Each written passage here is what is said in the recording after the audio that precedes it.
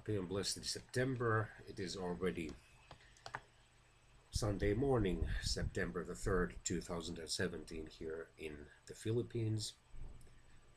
I would like to continue my brief assessment of evangelist Torben Söndergaard's ministry's evaluation. He's a Danish neo-charismatic evangelist who claims that since the start of this century, or anyway the early years of this century, God has called him to lead the so-called last Reformation.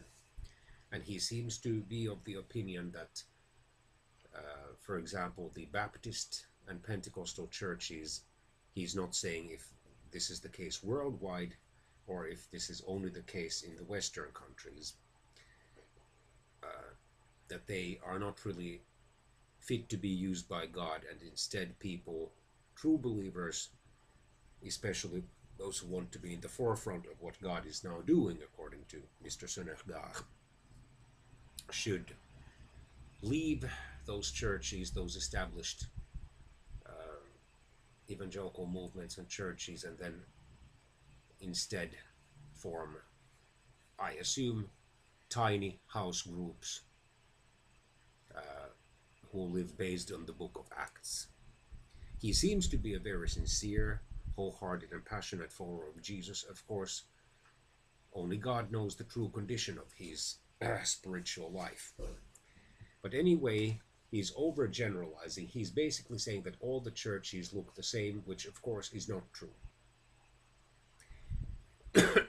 And I think that one of the reasons why he has such a negative view of the established churches, including these free Protestant evangelical movements and denominations, is that he comes from a country which, even by the European and Western standards, is a profoundly secularized one. Denmark is right up there with countries like the Netherlands in terms of moving away from the Christian faith, despite the fact that a clear majority of Danes still nominally belong to a Christian denomination, more specifically the Danish Evangelical Lutheran Church. Granted, my native land, Finland, is close behind Denmark in secularization and has become clearly more secularized during the first 2 decades of the 21st century. But anyway, I really hope and pray that if Mr. Söndergaard is honestly wrong, that God will correct him. And to the extent that God must correct him, that this correction would come in the near future so that Mr. Söndergaard's movement could truly be useful for God. And then what about the so-called after treatment of the people who, by God's grace, get saved, truly repent of their sins, and then are baptized by Mr. Söndergaard? What happens to them after Mr. Söndergaard leaves?